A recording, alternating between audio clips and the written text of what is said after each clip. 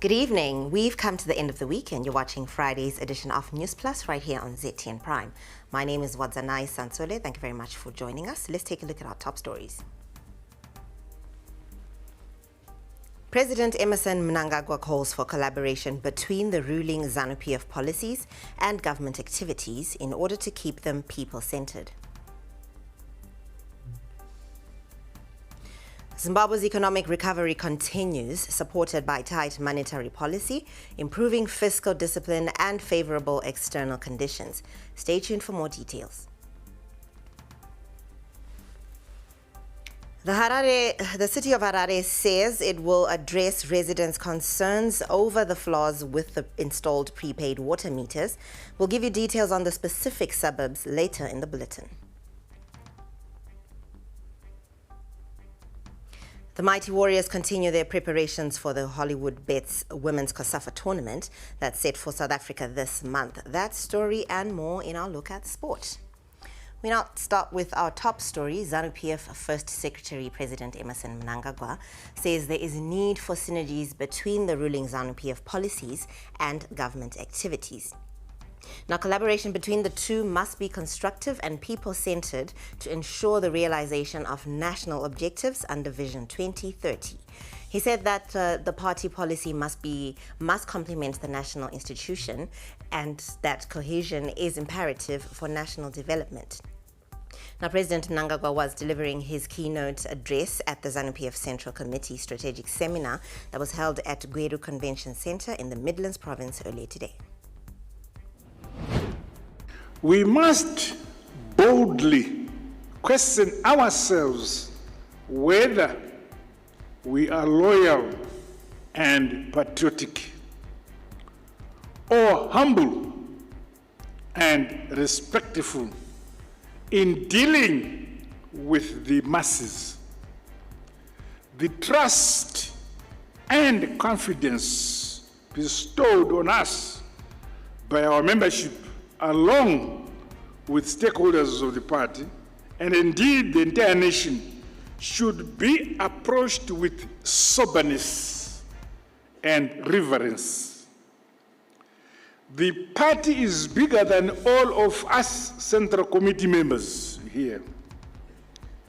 In conducting our affairs, we should always exercise self-discipline and vigilance, while reflecting on grounded knowledge of the party constitution and decorum. Now, President Mnangagwa challenged Central Committee members to make a self-introspection of themselves with regard to their commitment to the party. And in his appeal for discipline, the President said leadership is not conferred by positions alone, but has to be earned. Disregard of the party constitution and ignorance of the correct line results in a leadership and a membership that is opportunistic, ideologically bankrupt, and removed from the masses. No organ or structure of ZANU-PF under the watch of the current crop of leadership must ever degenerate into such a state. Let us always be ready to correct structures and members who falter on reflecting the party character, principles, and decorum. Now let's cross over to political analyst Gibson Nyikadzino for an interview of the Central Committee seminar held in Gweru today. Good evening, Gibson. Thank you very much for joining us. This is the inaugural Central Committee seminar. What is the significance of this gathering in terms of strengthening the party's structures?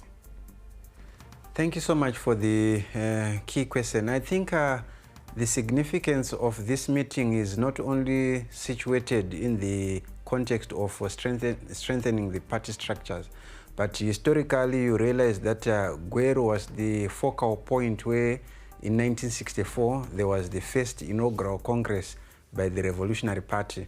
So this is a back to roots phenomenon. It's a back to basics trip in which the party is seeking to historicize its rejuvenation by visiting the source. So in as much as we are looking at the structural composition of the party and the mobilization of every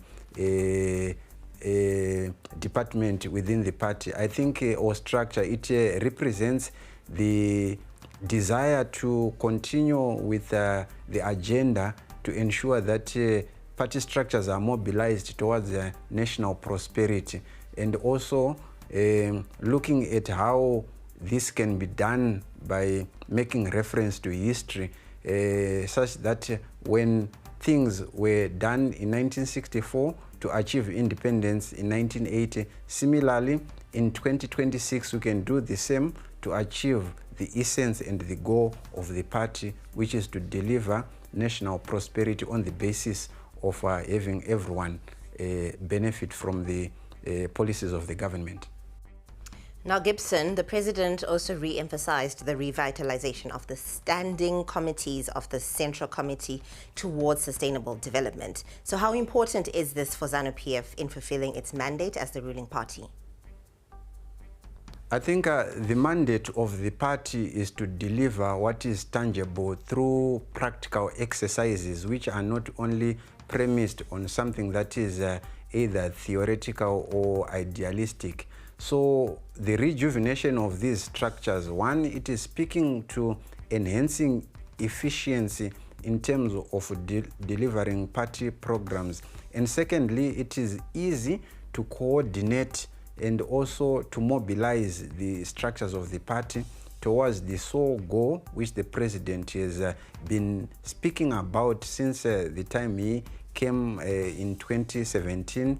It is a victory in 2018 and also in 2023. This is also spoken through the policies that are being enunciated by the government. So this rejuvenation is not only a party exercise, but it is a exercise that has goals which are oriented in determining the direction that the party is going to take through efficiency, proper coordination, good structure, and institutional mobilization.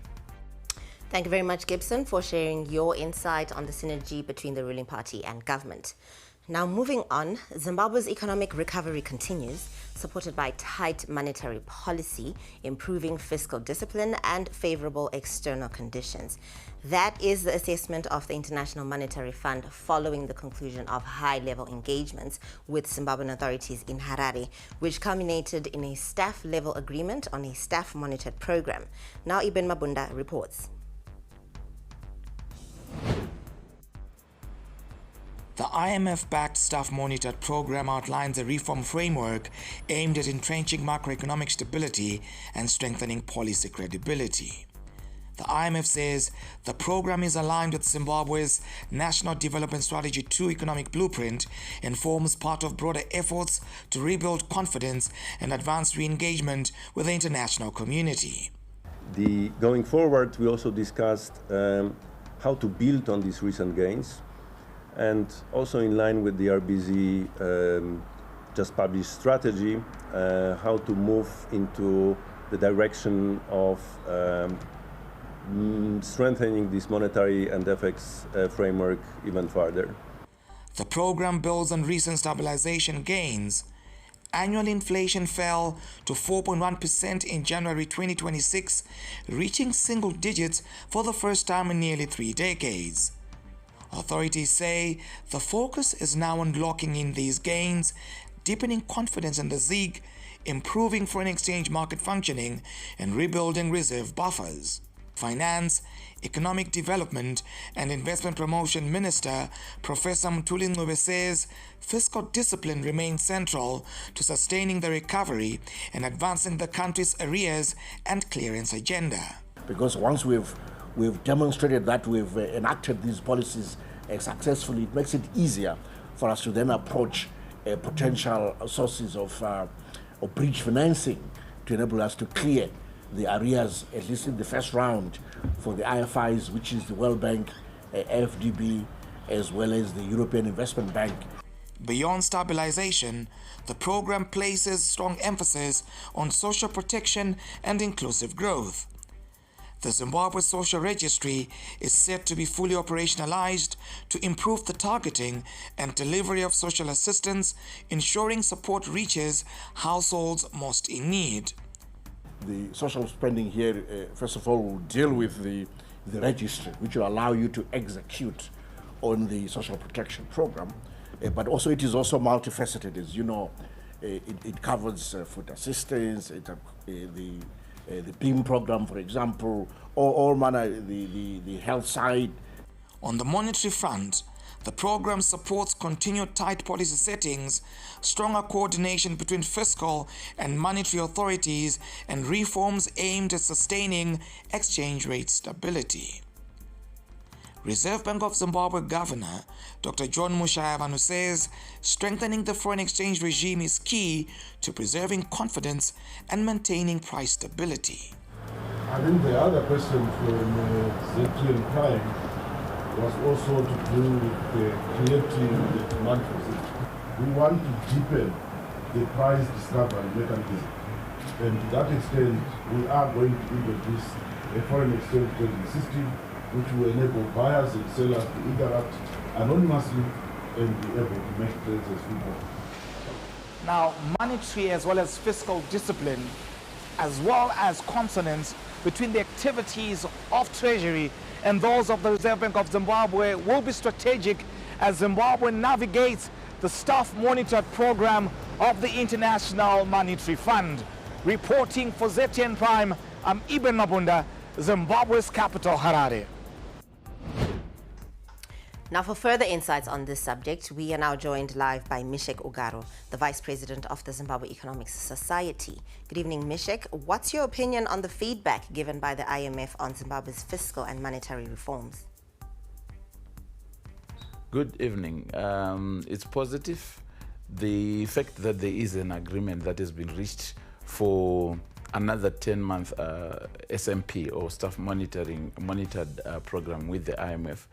The press statement today says that there's been an agreement to enter into another one. That is a good one.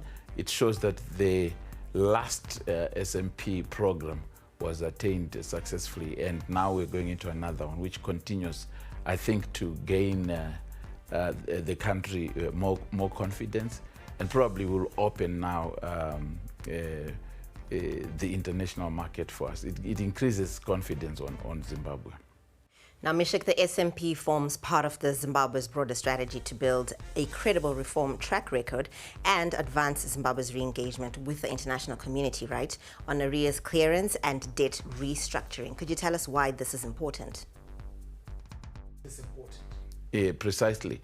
The important thing is that our national development strategy 2 is actually aligned to what the IMF expects. So this agreement shows that there is an agreement, there is collusion or congruence between the government's thinking in terms of national development in the next 5 years to what the IMF expects. In fact, the press statement acknowledges the stability that has been achieved so far, and it actually goes so far as to say, going forward, the 10-month SMP coming will be focusing on reinforcing or consolidate. Now, Mishek, sorry, only in the interest of time, I'm going to have to cut you off there. But thank you very much for your valuable insight and have a good evening. Do stay tuned to Newsplus for more details. Every day, millions of moments travel through the air. A call home, a payment made, a lesson learned, a life saved. But behind each moment is something steady, something quiet, unseen, unshaken, powering connection, supporting lives. This is Econet Infraco, Zimbabwe's largest private infrastructure group, comprising towers, power, and real estate. We build and operate the essential systems that hold the country together with scale, certainty, and purpose. we bring together three powerful engines of progress under one roof. Towers that carry the signal, clean energy that keeps it alive, and foundations that hold it all in one place. Because behind every connection, every transaction, every step forward, there's a quiet force. Econet Infraco, built for resilience, designed for growth.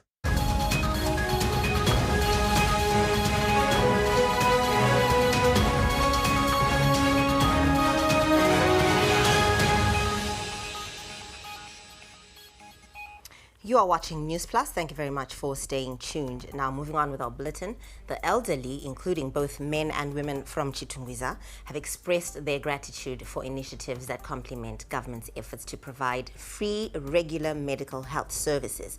Now, this acknowledgement emerged during an outreach program where over 200 participants received complimentary medical testing for non-communicable diseases. The initiative serves to support the government's aim of empowering communities in delivering vital health services to vulnerable populations. Elderly attendees commended the program, noting its significance in helping them understand their health status.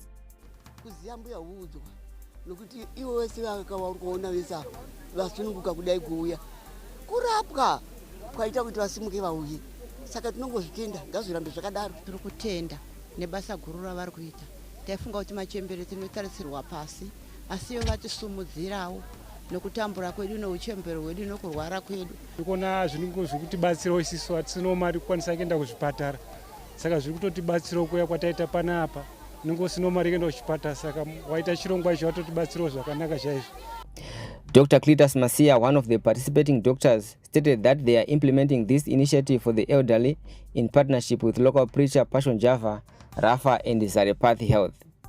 We are providing very basic but yet very crucial primary health care services to the communities where they live. They can go to the clinics, but sometimes coming to the community's house. Java, who was heavily involved in the operations, said he felt compelled to give back to his community. This is just an expression of love where I remembered the city which I was born and bred at. Chitungwiza, Sagandangoti, my old ladies, old men, let me take care of you, and I am making sure they come and get their medical checkups. The elderly community remains optimistic, recognizing the importance of regular health checkups regardless of age. Latro Nyangu, for Certain Prime in Chitungwiza. And in other news, the city of Harare said it will address residents' concerns over flows with the installed prepaid water meters, particularly in Wesley suburb.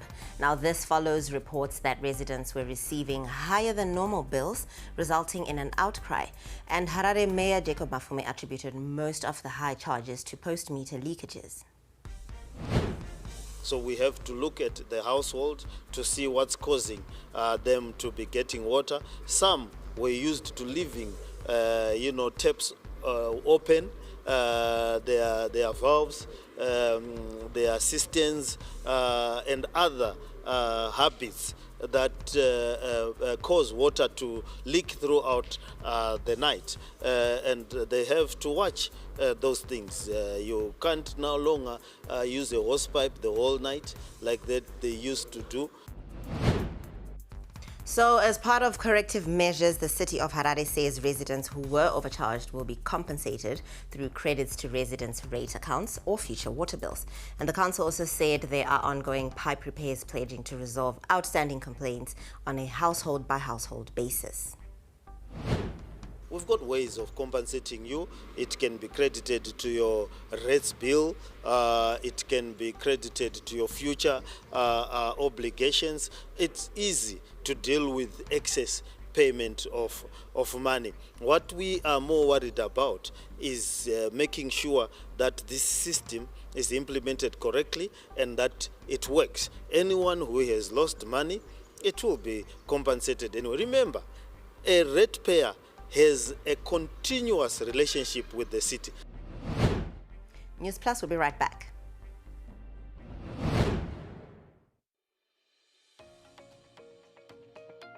The Portfolio Committee on Budget, Finance and Investment Promotion will conduct 2026 nationwide post-budget consultations. The date, place, venue and time for the consultations are as follows.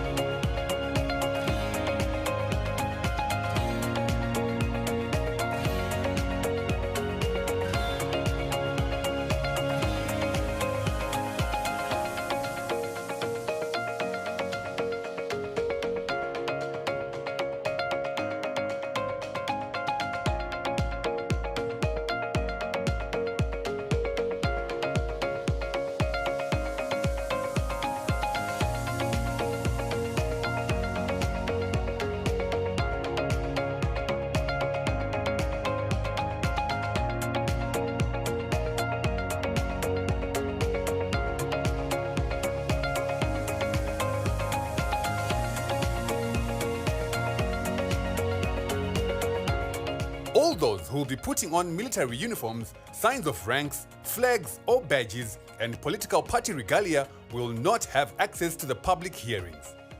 The public, interested groups, and organizations are invited to attend these consultations.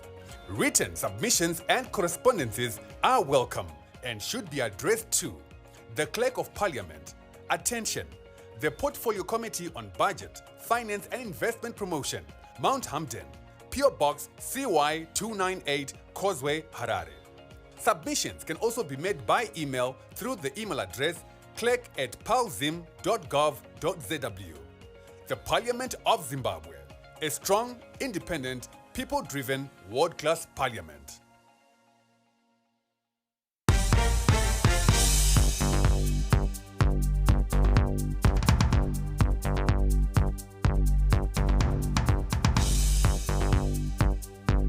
Welcome back. Let's take a look at what's happening in the world of business now. The Securities and Exchange Commission of Zimbabwe has honored the Harare Institute of Technology and the National University of Science and Technology at the inaugural 6M Codefest in Harare, recognizing ICT innovations that are aimed at strengthening capital market supervision. Student teams developed digital solutions targeting prudential risk oversight and anti-money laundering monitoring. The projects demonstrated strong technical capacity and practical ideas to enhance market integrity and investor protection. Each winning team received 15,000 United States dollars, with awards presented in 2 separate categories. SEC-ZIM indicated the innovations will support its digital transformation agenda, with plans for more university partnerships, internships, and future competitions to modernize Zimbabwe's capital markets. 5.0, where universities and colleges cease only to be research institutions, but they begin to craft solutions, innovative solutions to fix Zimbabwean problems as we develop the economy. And anti-money laundering, by and large, is a data-driven activity that requires key data to be available in a timely manner. So the NAST representative Sibangiso Ngwenya flags money laundering risks, highlights student and staff skills that can be deployed through the SEC-ZIM initiative to strengthen national anti-money laundering efforts. The pool of students and the staff members that we have in the department, we have all the skills and knowledge that we can use to try and solve Zimbabwe's problems, specifically the problem that we're facing on money laundering challenges. A representative from Harare Institute of Technology expressed gratitude for the SEC-ZIM platform to tackle anti-money laundering and prudential risks through automation, closing loopholes and improving efficiency. These solutions will enable the citizen to get something that is automated, no longer do some manual work. So this was something that was really good for us, and for in terms of the citizen, it was also good. When people check in terms of the government, the system is going to, these systems, they're going to reduce some loopholes that might be there and increase efficiency in terms of the uses of resources.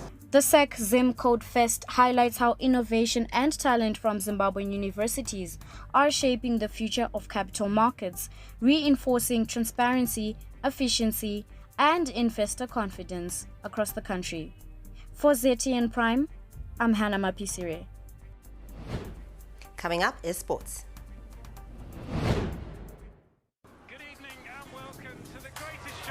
This is a people's game. They will be bubbling about this one for weeks and months to come.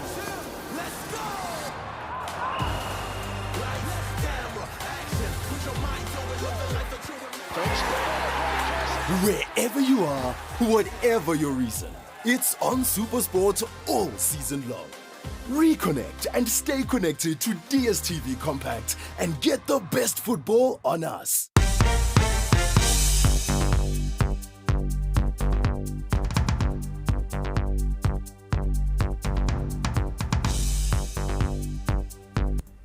The Mighty Warriors are continuing their preparations for the Hollywood Bets Women's COSAFA tournament that is set for South Africa this month. Now, the technical team is focusing on conditioning the team to optimum physical levels. And Zimbabwe has been drawn in Group B alongside defending champions Zambia, Eswatini. And the team is currently camped in Harare and working on fitness levels as they brace themselves to come up against opponents whose domestic leagues are currently active. Maybe 3 days or so, but the response has been quite good, and we hope to keep it on like that, and we really try to make it rise every day. You see, we've been progressing very well, so we expect really to be at our peak as we go into the competition. Yeah, that happens. You know, at the end of the day, you just need to be positive, concentrate on your side as a country. Yes, seasons are different. We operate in a different season where others are active and others are not. But what maybe I could highlight is that in as much as our physical side of things is not up to scratch, but psychologically, the fact that people can be off could be also. Now, Zimbabwe lost to Zambia in their most recent match at the Four Nations tournament in November, but are not reading much into past encounters, rather looking at current squads and performances. I think, as usual, it's about when you know your opponents now, really, you know how to train, you know how to focus. Obviously, we are going to do an analysis of their recent matches and see where they are and how best we can approach that game. But obviously, yes, we are talking of Zambia, but the first focus is on the first match. If we get it right in the first match, then that gives the players the confidence, and also the first match will be more like a preparatory match to the second match. So yeah, I think Zambia, being Zambia, it's a big team, yes, but we concentrate on the first match, see how we do in the first match and how we progress from there.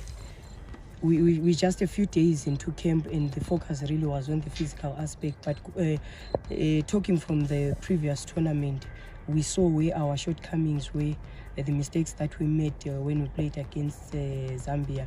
And as we start off with the tactical side of things the coming week, these are the areas that we are going to focus on in terms of really how we can, especially with regards to the Zambian game. And that's a wrap on Newsplus this Friday evening. Thank you very much for joining us. Be sure to catch us again next week, Monday to Friday, 7 p.m. to 7:30. Now, from myself, Wadzanai Sansole, and the crew behind the scenes, have a good night, pleasant weekend.